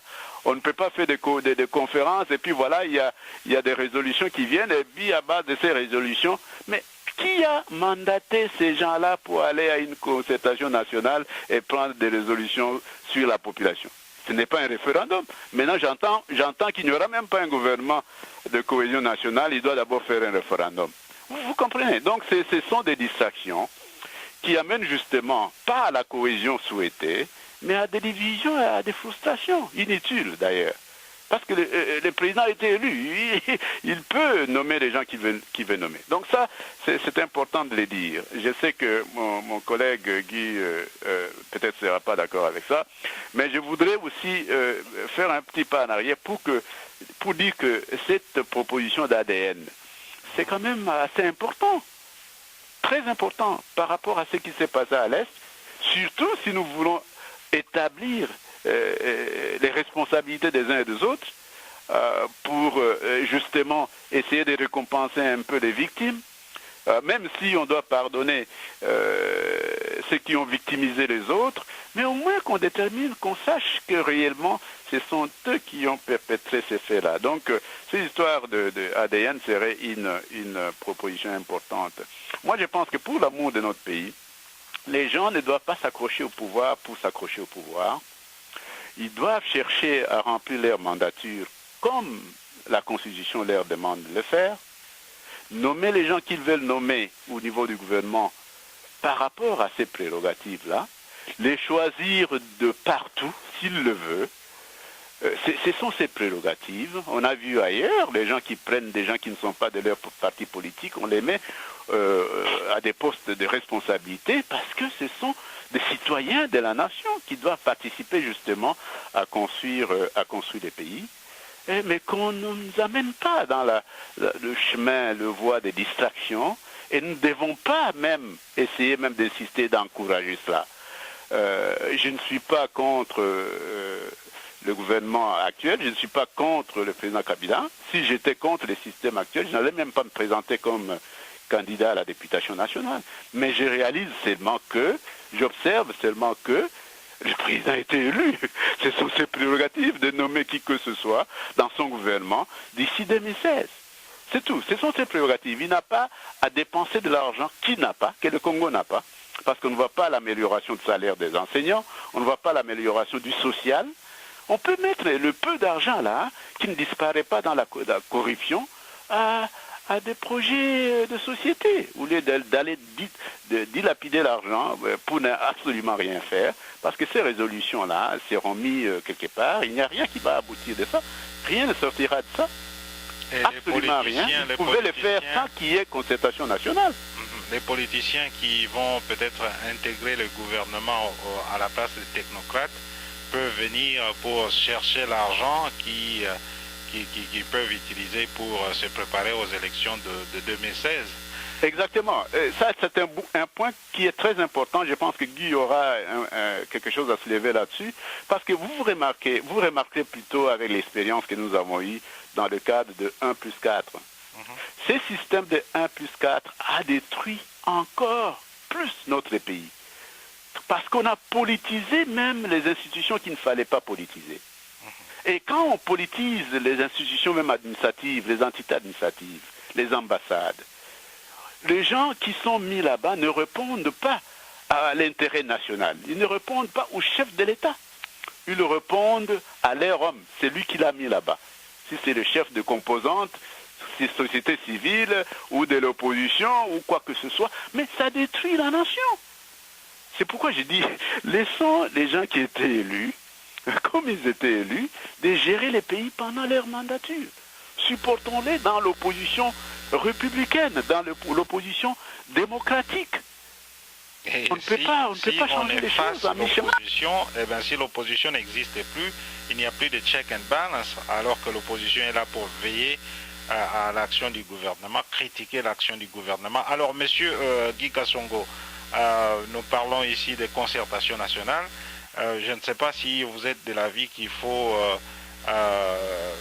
qu'il ne faut pas avoir un gouvernement de cohésion nationale avec des membres de partis politiques, mais pour qu'il y ait cohésion nationale, pour qu'il y ait réconciliation nationale, est-ce qu'il faut, il faut qu'il y ait un gouvernement de cohésion nationale et aussi, doit-on intégrer des soldats du M23 par exemple dans les FRDC pour qu'il y ait cohésion nationale? On a suivi que la semaine dernière, le général Olenga était la cible d'un attentat d'un certain colonel Ndayambate intégré dans les FRDC lors d'une des opérations de brassage. Il était en contact permanent avec le colonel Kazarama du M23. Alors si vous intégrez ce genre d'éléments dans nos FRDC, est-ce qu'on ne va plus rentrer on ne va plus retourner dans cette situation qu'on a connue il y a quelques années? Oui, je voulais d'abord dire, nous devons d'abord revenir à la genèse. Puisque quel était l'objectif primaire des concertations nationales d'après le chef de l'État? C'était d'abord de parvenir à rabibocher les tissus nationaux qui étaient lézardés par des rébellions et des dissensions internes parmi nos politiciens. Puisqu'on sait que la classe politique congolaise était totalement opposée. Et il y avait des dissensions profondes et sérieuses. Ça c'est d'une part. Et d'autre part, il y avait des menaces, des rébellions et des ministres qui contrôlaient des territoires sans que l'État soit présent. Mais il y a un problème. Je pense que le gouvernement de transition a son sens, puisqu'il y a des impératifs de la pacification et du développement accéléré du pays que nous ne pouvons pas sacrifier sur l'autel de l'orthodoxie démocratique qui voudrait que la majorité tienne la minorité éloignée de la gestion de la chose publique. Je pense que c'est là que je m'oppose au professeur Claver qui dit que il ne faudra pas un gouvernement de transition. Il faudra laisser à la majorité présidentielle continuer à gérer les pays. Mais je me dis que cette façon de voir risque de nous séparer davantage. Parce qu'il faudra d'abord que cette minorité éloignée de la gestion de la chose publique vienne ensemble afin que nous bâtissons notre pays, afin que nous arrivons à mettre sur pied une armée républicaine, afin que nous puissions relever les grands défis sociaux et économiques qui nous attendent. Donc je ne vois pas de problème que l'opposition entre dans les gouvernements, ça ne crée pas un problème. Bien que le respect de notre cadre institutionnel ne nous le permet pas. Mais nous ne pouvons pas sacrifier certaines choses parce qu'il faut s'en tenir au cadre institutionnel. Il y avait péril en demeure, il y avait la guerre qui sévissait dans l'est du pays, les milices, les rébellions, les M23, le Rwanda, l'Ouganda. Il y avait notre classe politique qui ne s'entendait pas. Et je me dis que cela pouvait créer problème. Je pense que le chef de l'État a eu cette sagesse-là de faire revenir toute la classe politique autour de lui pour pouvoir participer aux efforts de la reconstruction du Congo. Et je m'oppose encore au professeur Claver quand il dit que la cohésion nationale vient automatiquement si tous les facteurs socio-économiques sont mis en place. Par exemple, il parle de l'éradication de la pauvreté, il parle quand il y a création de facteurs de production, tout ça. Mais je me dis que ici aux États-Unis, nous avons connu la Grande Dépression et nous avons connu des problèmes économiques et sociaux très sérieux il y a à peine 5 ans. Nous sommes sortis à peine d'une récession, mais cela n'a pas lézardé la cohésion nationale ici en Amérique. Non, parce qu'il y a des problèmes. Il y a des problèmes. Là, tu as raison. Alors non, je disais là, tu as raison. Oui, j'ai dit qu'il y a des problèmes d'ordre racial, mais cela n'affecte nullement la cohésion nationale. Notre problème était que la classe politique était totalement divisée. Et pourquoi nous avons vu?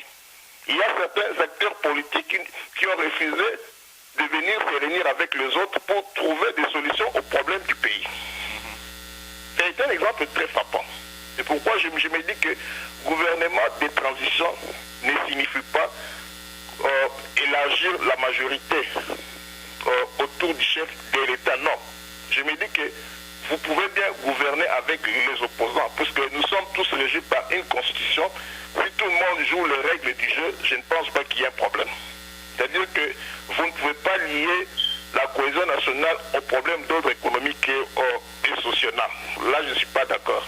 Parce que si nous pouvons voir aussi, je peux dire en passant qu'il y a eu des performances économiques qui ont été faites.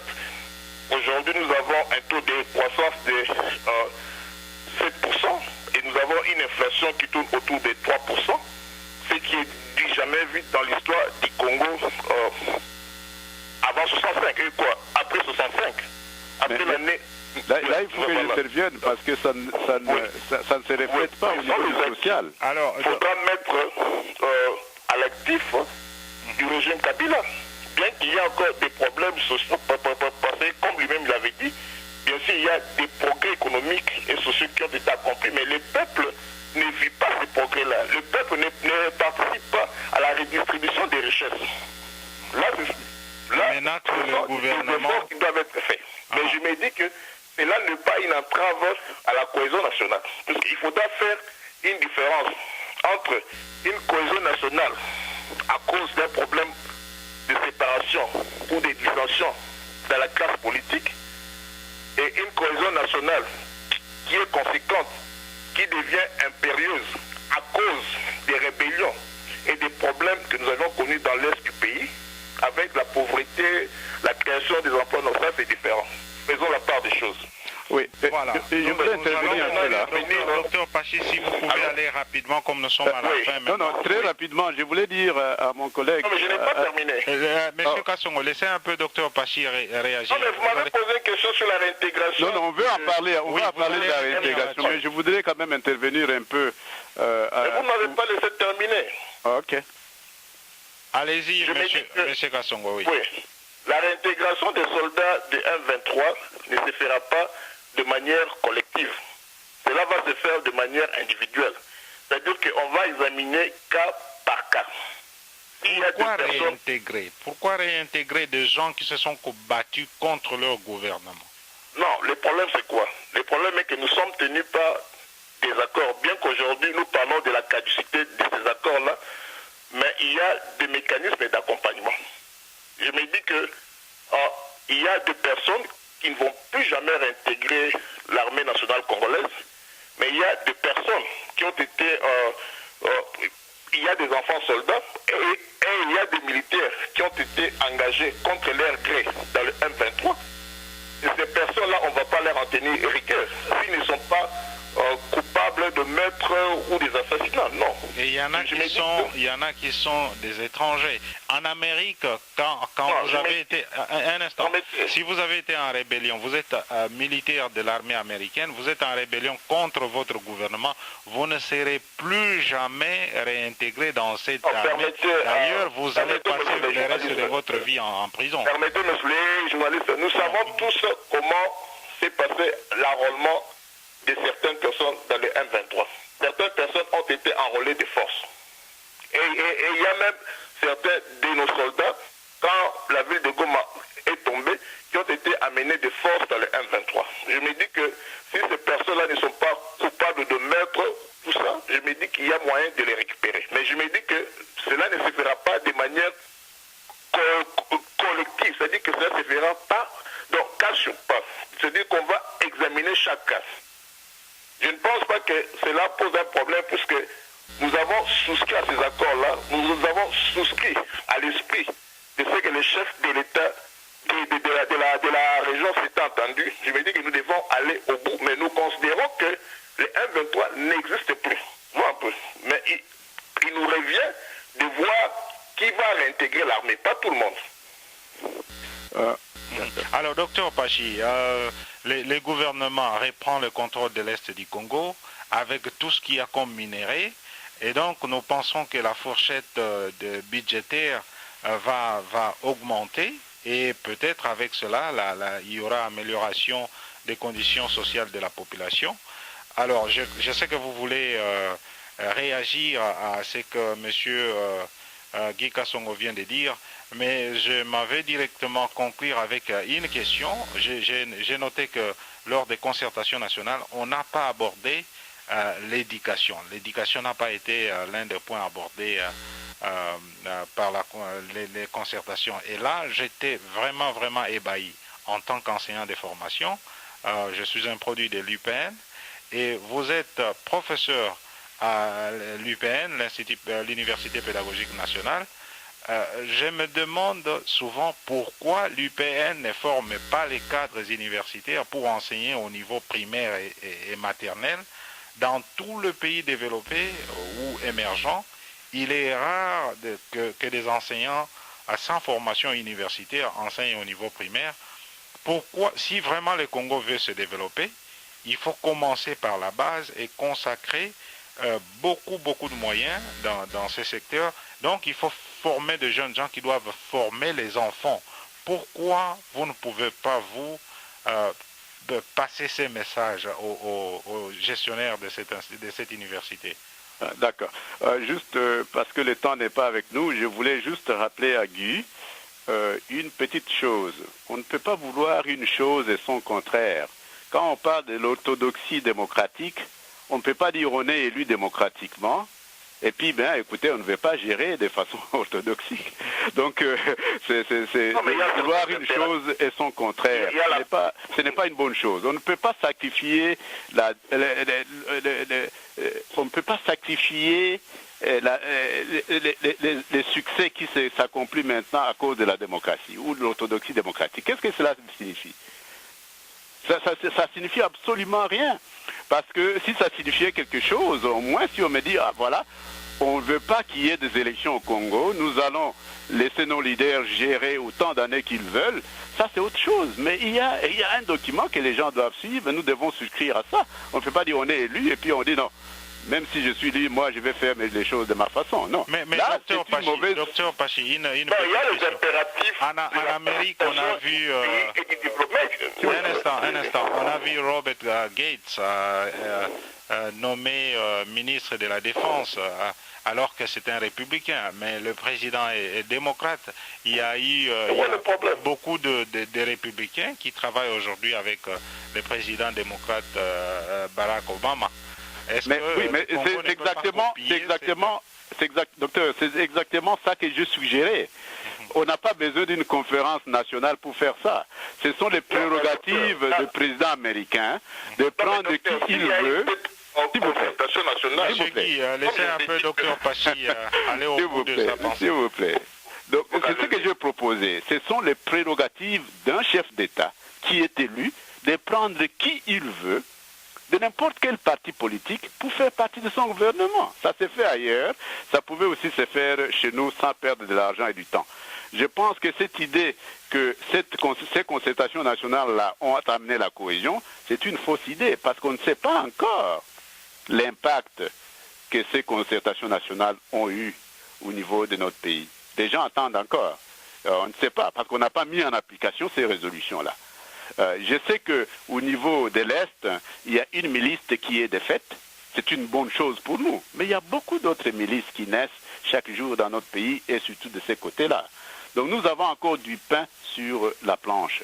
Nous avons fait partie d'une milice. Nous devons tout faire pour que notre armée ne soit plus réinfiltrée pour qu'enfin les braves militaires, soldats congolais puissent éradiquer, avec l'aide de la communauté internationale, éradiquer les restes des milices.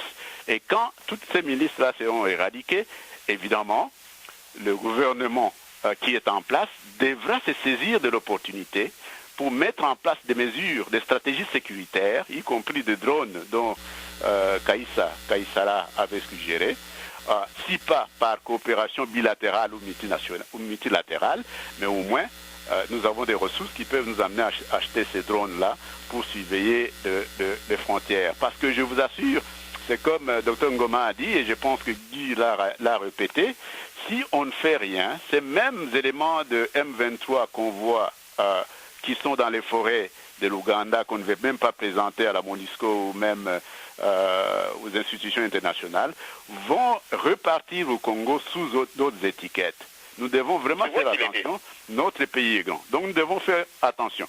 Mais s'il y a réintégration, et si les Congolais doivent vraiment signer qu'il y ait réintégration, je pense que ce désarmement-là et la démobilisation et la réinsertion doit être sélective. La réinsertion doit être sélective. Comment? Tout ce qui n'est pas congolais ne seront pas réintégrés. C'est facile à déterminer qui est congolais, qui ne l'est pas. Parmi ceux qui sont congolais, ils n'ont pas tous besoin d'aller dans l'armée. Il y en a qui peuvent aller à l'école, on les envoie, on les réintègre dans la société civile pour faire d'autres choses. Il y en a qui peuvent aller faire la police. On ne doit pas nécessairement les réintégrer dans l'armée. Donc il faudra trouver des stratégies de réintégration dans d'autres domaines de sécurité dans notre pays pour ceux-là qui sont peut-être des combattants ou qui ont été forcés d'être combattants, comme Guy l'a dit. Je suis d'accord avec ça, mais qu'on détermine, qu'ils fassent des tests. Est-ce qu'ils sont capables d'être dans l'armée? Est-ce qu'ils peuvent jouer ce rôle-là dans l'armée? Ou ils peuvent être redéployés, réinsérés dans d'autres composantes de la sécurité dans notre pays. Alors, quant à la question, et évidemment, comme vous l'avez dit, Dr Ngoma, si le gouvernement se charge de prendre, n'est-ce pas, la responsabilité de toute l'étendue de notre territoire, l'entrée de Bunagana fait entrer des millions de dollars. Donc, avec cette entrée-là, à ces postes-là, certainement, et les ressources qui étaient tirées du Congo, mais dont le Rwanda est les grands exportateurs au niveau international, eh bien, ces ressources-là seront exportées par le pays. Évidemment, il faut endiguer d'abord la corruption, même à l'intérieur de notre pays, pour que ces ressources-là servent, n'est-ce pas, à l'intérêt général. Mais pour le moment, ça ne se fait pas. Ça ne sert pas à l'intérêt général, dans la grande partie. Mais pour l'éducation, moi aussi, j'étais surpris. Je pense que la question qui est posée, comme j'ai fait corps académique au niveau de l'UPEN, comment ne pas former les gens qui doivent enseigner au niveau de l'école maternelle et primaire, ça c'est une question importante. Parce que l'orientation professionnelle au niveau de l'UPEN, même à l'époque de l'IPEN, former des gens pour aller enseigner au niveau secondaire, et évidemment d'autres qui restaient au niveau universitaire.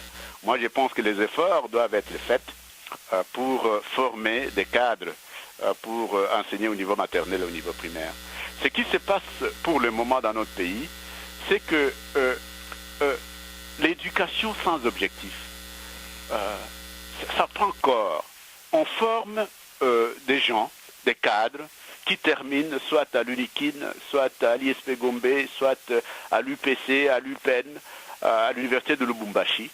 Mais en fin de compte, quand ils terminent leurs études, ils ne sont pas casés. Donc il n'y a pas un système dans notre pays pour planifier justement les emplois. Il y a tout un ministère, hein, mais il n'y a absolument rien qui s'est fait. Et aujourd'hui, je pense qu'il y a des sous-emplois aussi, il y a des gens qui ne sont pas employés. C'est ça mon frère, mais ce n'est pas avec l'ampleur qu'il y a chez nous. C'est pas avec l'ampleur. Et ici, c'est des problèmes, franchement, qui sont liés à l'économie, mais là-bas, c'est des problèmes liés à l'homme. C'est lié à l'homme lui-même là-bas. Monsieur Kassongo, laissez un peu Dr Pachi. Oui, le problème est lié justement au leadership qui n'a pas de vision. Parce que si on avait une vision claire des créations d'emplois, de comment orienter justement ces cadres que nous-mêmes nous formons dans nos institutions et dans nos universités, pour qu'ils soient casés dès qu'ils terminent, pour essayer de voir en fait comment est-ce que les gens qui travaillent, qui sont jusqu'à l'âge de 80 ans en train de travailler, comment ils peuvent être pensionnés. Ils ne veulent pas aller en pension, parce que s'ils vont en pension, leur pension ne sera pas payée et ils ne mangent qu'en étant au bureau. Donc ils veulent rester au bureau aussi longtemps qu'ils le peuvent. Alors, comme ils veulent rester aussi longtemps qu'ils le peuvent, le jeune qui termine ne voit pas où aller. Alors, la formation sans finalité de nos cadres, ça n'a pas de sens. Alors, si on ne peut pas parler de l'éducation, même dans des concertations nationales, alors là, c'est un problème sérieux. Donc là, il faudra qu'on soit honnête quand même. Nous ne cherchons pas de poste. nous faisons des critiques constructives. Nous devons nécessairement dire ce qui marche et ce qui ne marche pas. Nous n'allons pas juste dire des choses parce que nous voulons rendre quelqu'un content. Non, quelqu'un qui suit cette interview saura que le professeur Pachi a tenu de tels propos. Ce sont ses positions et je peux les défendre. Aujourd'hui, il y a beaucoup de cadres qui sont formés qui ne sont pas casés. Des milliers de jeunes. Mais pourquoi continuons-nous à former si nous ne pouvons pas les caser? Ça, c'est une question importante. Mais je soulèverai, prochainement, je serai au mois de janvier à Kinshasa. Prochainement, je vais soulever justement cette question avec les collègues de l'orientation professionnelle qui sont encore là. Je connais même certains qui sont au niveau des conseils d'administration des instituts supérieurs et universitaires. Je vais soulever cette question-là pour voir, en fait, pourquoi ça ne peut pas se faire. Pourquoi les gens qui terminent les secondaires sont ceux-là qui doivent aller à la maternelle et qui doivent aller enseigner même au primaire alors que la formation est à bas niveau. C'est pas la même chose comme quand Guy a étudié ou quand vous, docteur Goma, vous avez étudié chez nous. C'est plus la même chose. Moi, je suis enseignant là-bas, je sais de quoi je parle. Donc, voilà. Et je contribue justement à élever un peu ce niveau-là. C'est pourquoi je rentre enseigner dans notre pays. Voilà un peu. L'outil de formation n'est vraiment plus adéquat, bien qu'il y a des enseignants de haut niveau, bien formés, mais il faut noter que les livres qui sont utilisés datent de longtemps. On n'arrive pas à les update les livres. On ne renouvelle pas. Mais oui. Donc nous allons aborder ces questions pédagogiques un peu plus tard, parce que moi je suis souvent dérangé par le fait que les examens d'État, parfois vous avez 52% à la moyenne dans toute la République, 52%.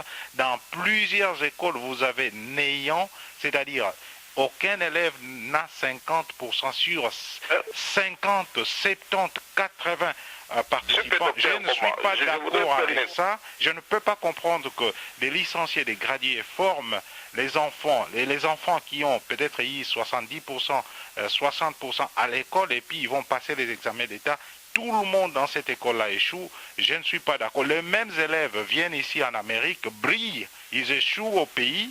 Ils n'ont pas des examens. Je voudrais intervenir par rapport à ce que venait de dire docteur Pachi. Oui, allez-y. Oui, j'avais noté, il avait dit que le système de 1+4 n'avait pas servi le pays. Là, je pense aussi que ça, c'est une erreur de perception parce que si nous sommes partis, si les Congolais ont accepté cela, c'était pour éviter la balkanisation du pays. Et nous savons qu'avant les 1+4, les gouvernements congolais ne contrôlaient pas toutes les provinces du Congo. Il y avait une partie du Katanga qui était entre les mains de la rébellion. Il y avait pratiquement l'Équateur et la province orientale qui étaient contrôlées par la rébellion. Les Kivu et une partie de Kasaï. Et je me dis que ce système-là a quand même aidé parce que cela nous a permis de bâtir une nation. Parce qu'il est vrai qu'on était une nation en voie de désintégration. Bon, pour ce que le professeur a dit que lui ne voit pas l'opportunité de que les concertations nationales aient lieu. Enfin, Monsieur Guy, je veux aussi que vous puissiez directement conclure avec ma dernière question qui est... Non, mais permettez que je réagisse. Parce que oui, réagissez aussi, et aussi, puisqu'on doit clôturer, je veux aussi que vous puissiez répondre à cette dernière question, tout en réagissant. Et la dernière question, c'est qu'il est prévu un concert humanitaire de Wenge Musica, BCBG, puisque nous parlons politique, ça c'est un problème qui ça fait bouger quand même l'Europe. Hein, le 21 décembre de cette année, au Zénith à Paris, cette idée révolte les combattants de l'Europe. Et d'ailleurs, quelle est votre opinion à ce sujet? Oui, je voudrais d'abord dire, nous savons avec ce qu'il y a eu comme concertation nationale au Congo, quand une grande partie de la classe politique congolaise s'est retrouvée pour parler, pour discuter des problèmes cruciaux de notre pays. Et nous avons tout de suite eu quelques résultats, pas les moindres. entre autres les succès réalisés par le FARDC sur le terrain. Moi, je me dis que ces succès-là n'est que la consécration de cette entente entre la classe politique congolaise, bien qu'il y a certains acteurs, pour des raisons que nous connaissons, qui se sont exclus eux-mêmes. Donc je me dis que je continuerai à soutenir cette idée pour que les politiciens congolais se mettent ensemble et qu'ils travaillent la main dans la main pour faire face aux grands défis économiques et sociaux auxquels sont confrontés notre pays. Et puis il y a aussi des priorités sécuritaires. Aujourd'hui, les 1-23 est éradiqué. Mais nous avons encore un problème d'autres milices qui opèrent dans l'est du Congo. Et ces milices-là doivent être éradiquées. Et puis il y a toujours l'épée de Damoclès du Rwanda et de l'Ouganda qui pèsent sur nos populations. C'est-à-dire que n'importe quand, ils peuvent créer des milices, ils peuvent créer des rébellions pour nous mettre dans des problèmes. Donc il faudrait que les Congolais se mettent ensemble. Puisque j'ai toujours pensé qu'une nation unie est capable de faire face à tous les défis. Mais si nous sommes séparés, nous pouvons être séparés sur des questions idéologiques. Nous pouvons être séparés sur des questions d'ordre politique. Mais quand il s'agit de l'intérêt du pays, quand il s'agit des impératifs de sécurité, nous devons nous mettre ensemble. Quand il s'agit des impératifs pour développer notre pays, les Congolais doivent toujours se mettre ensemble. Je me dis que c'est là que nous formons une nation. C'est là que nous formons un peuple. Nous habitons aussi aux États-Unis d'Amérique. Quand l'Amérique est attaquée, il n'y a pas de républicains, il n'y a pas de démocrates. Tous se mettent ensemble derrière le président Obama.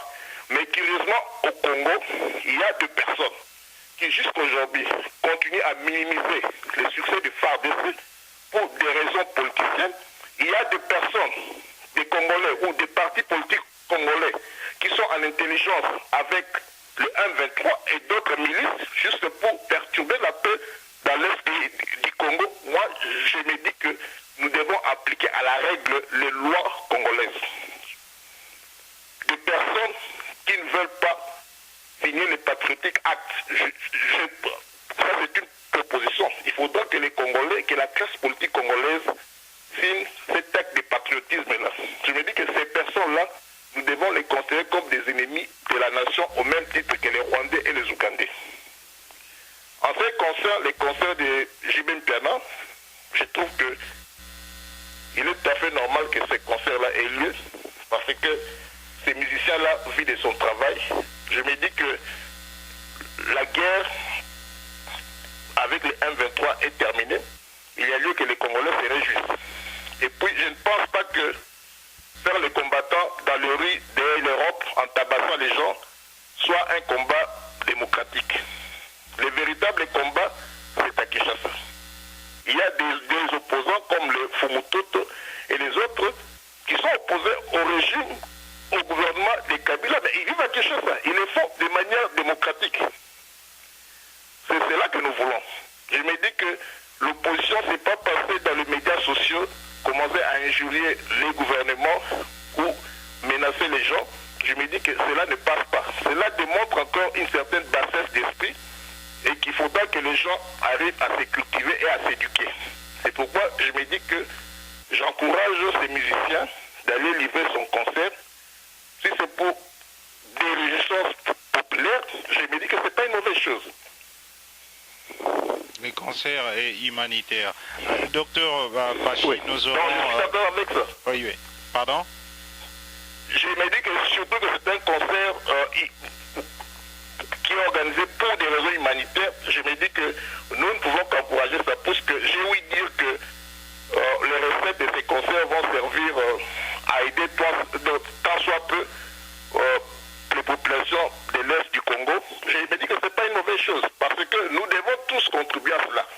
Nous ne devons pas attendre que le gouvernement fasse tout, non. C'est pourquoi je veux paraphraser cette phrase que Kennedy avait dit. Nous attendons tout du gouvernement, mais chacun doit se poser la question, qu'est-ce qu'il peut faire pour son gouvernement? Et si un musicien se décide aujourd'hui d'organiser un concert et de prendre les recettes de ces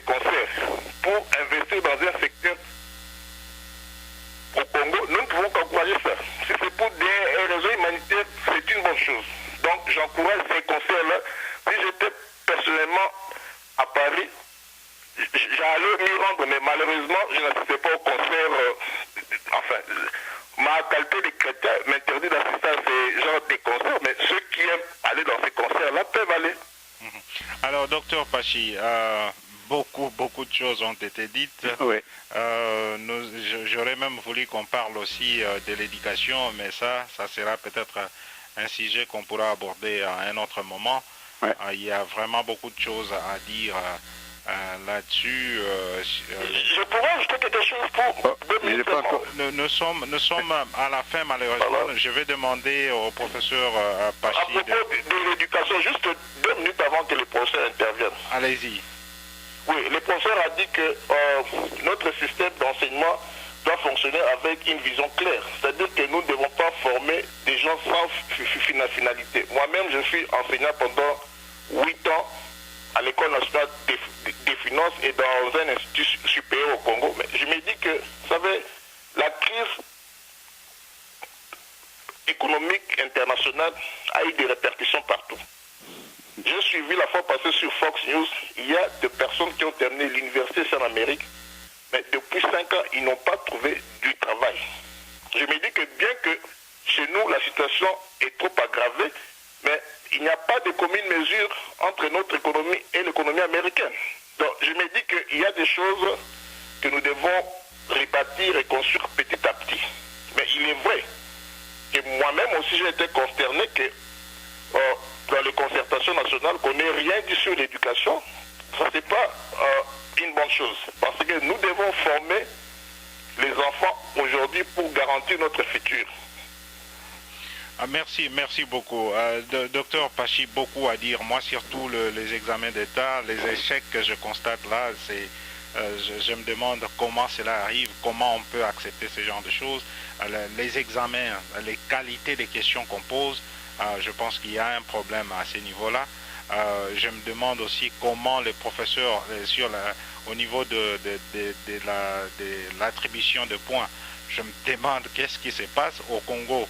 Moi, j'ai eu ma distinction avec 71%. Je viens en Amérique, je commence à faire 100%, 90%. Je me dis, comment au Congo, je n'arrivais jamais à avoir ce genre de points? Qu'est-ce qui a changé? Est-ce que je suis devenu plus intelligent qu'avant? Pourquoi à l'IPEN, je n'avais jamais eu 90%, 100%? Je viens en Amérique, je fais le master, j'ai des 90, j'ai 100. Je fais les doctorats, j'ai des 90, j'ai des 100. Comment on ne fait pas ça? Alors, votre mot de la fin. Oui, le mot de la fin, c'est que d'abord l'éducation chez nous s'aligne par rapport à l'éducation en Europe. Donc la façon de corriger les devoirs, les examens, les tests aux États-Unis, c'est différent chez nous là-bas. Donc avoir 90%, c'est un miracle. Donc c'est difficile. Pour le moment aussi... Il y a aussi la formation des enseignants. Oui, donc c'est ça. Mais je voulais terminer pour dire ceci. Je pense que c'était une bonne discussion avec Guy. Je pense que ce qu'il faudra dire pour le moment, c'est que au niveau des priorités sécuritaires, il faudra nécessairement former notre armée, qu'elle devienne nationale, professionnelle, républicaine, que n'aménage aucun effort pour mettre du paquet, beaucoup d'argent là-dedans, s'il le faut, parce que c'est ça qui va faire entrer beaucoup d'autres argent pour créer des richesses chez nous. Si l'armée n'est pas forte, notre territoire sera toujours pillé, alors nous n'aurons pas de possibilité de créer des richesses dans notre pays. De deux, je voulais dire que la compétition politique, c'est toujours une bonne chose. On ne peut pas tous avoir les mêmes positions, parce que nous n'avons pas tous les mêmes positions. Même quand on est ensemble, même dans la famille, vous êtes seulement à deux avec votre épouse, il y a souvent des positions qui sont différentes. Donc la compétition politique, si gérée de bonne façon, ça améliore les performances.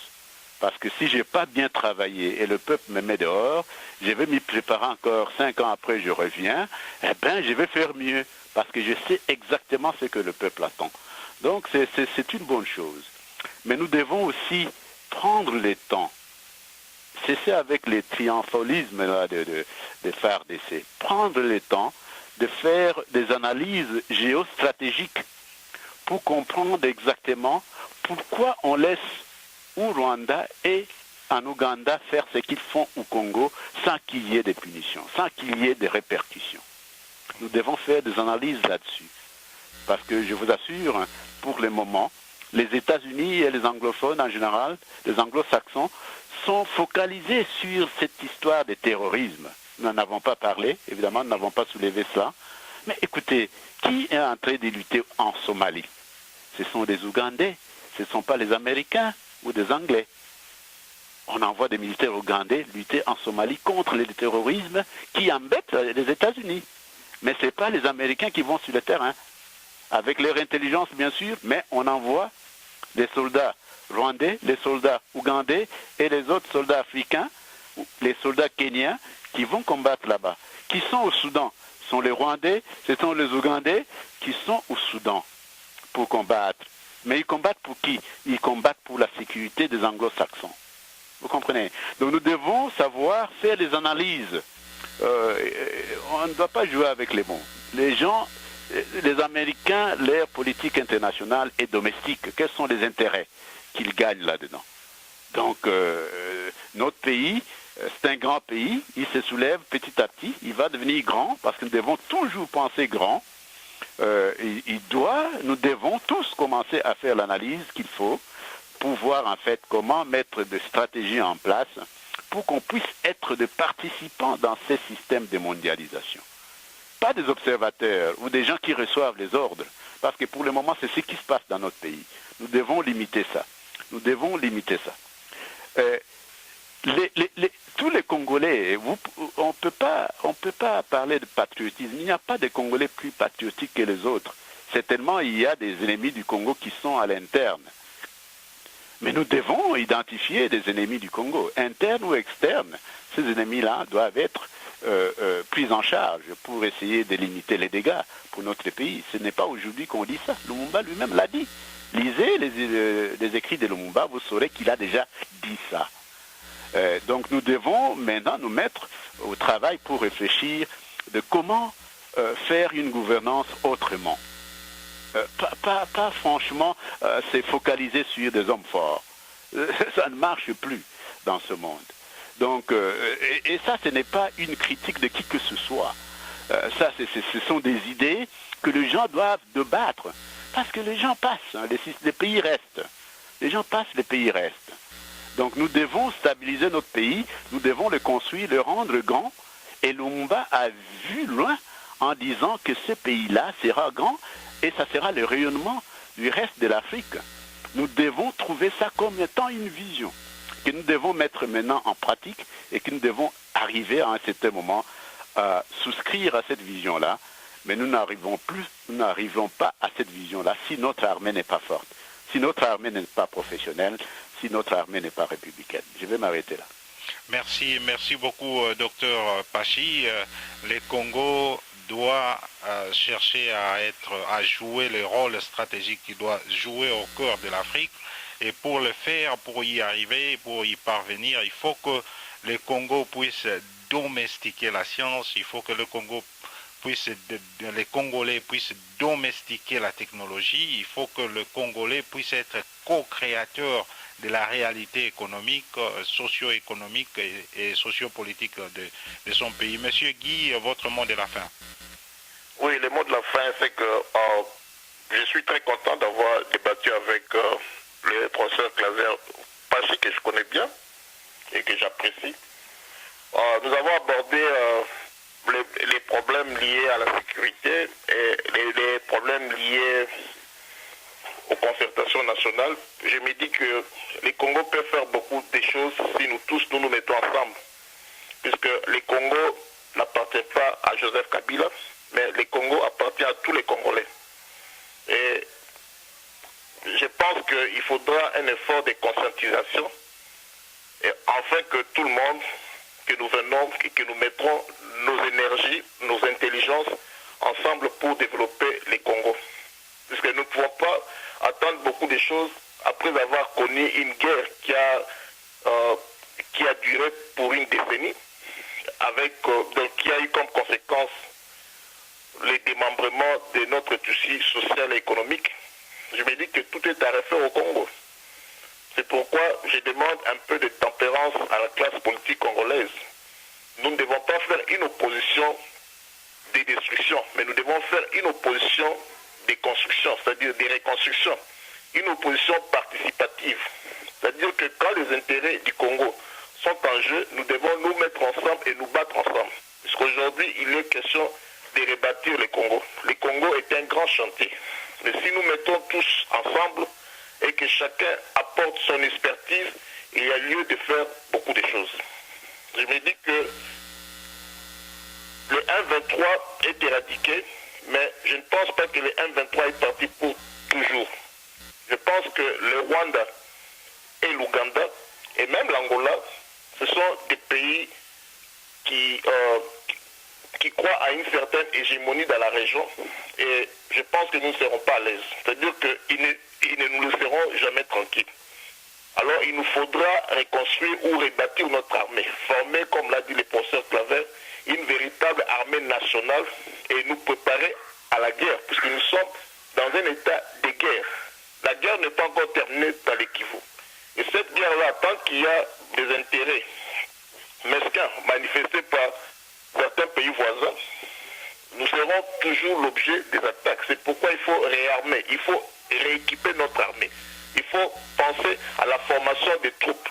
Il faut penser à la formation de l'élite congolaise, c'est-à-dire que les universités, améliorer la qualité d'enseignement. Puisqu'il n'est pas dit seulement que doit être dans l'armée celui qui n'est pas parti à l'école. Non, nous devons former une armée professionnelle, c'est-à-dire des personnes qui sont capables de créer, des personnes qui sont capables de produire, des personnes qui sont capables même de faire des grandes choses comme il en est le cas dans l'armée américaine. Je crois sincèrement que le Congo est un grand pays et nous allons relever tous ces défis. Mais nous devons nous mettre tous ensemble derrière notre leadership, quoique nous pouvons ne pas aimer la manière dont le pays est gouverné, mais nous devons manifester notre mécontentement de manière démocratique et non pas en trahissant notre pays, non pas en marchant ou en allant en intelligence avec l'ennemi. Je me dis encore une chose, que le Congo est un grand pays, comme l'a dit Frantz Fanon, au cœur de l'Afrique, où se trouve même la gâchette de tous les continents. C'est-à-dire que si nous appuyons sur la gâchette du développement, le Congo peut devenir le centre moteur de l'Afrique, puisque tous ces pays-là, avant 60, espéraient sur le Congo. Mais aujourd'hui, nous sommes la risée de tout le monde, parce que d'abord, l'homme congolais ne s'est pas pris en charge. Nous ne devons pas tout le temps accuser l'extérieur comme étant la cause de nos malheurs, mais nous-mêmes aussi, nous devons changer de mentalité. Si nous changeons de mentalité et nous pensons qu'il faut reconstruire le Congo prendra son envol. Merci Monsieur Guy Kassongo pour ces mots d'exhortation. Nous remercions tous les Congolais, tous les amis qui ont eu l'occasion de suivre ce partage. Nous rappelons que nous recevions Dr Claver Lumana Pachi, professeur assistant à l'Université de Cincinnati, ici aux États-Unis. Il est également professeur à l'Université pédagogique nationale de Kinshasa. En face de lui, il y avait M. Guy Kassongo, analyste politique résident à Raleigh, en Caroline du Nord, ici aux États-Unis. Moi, Dr Sylvestre Ngoma, a assuré la modération de ces partages. Nous allons vous retrouver prochainement. En attendant, portez-vous bien. Au plaisir. Bye bye. Bye bye.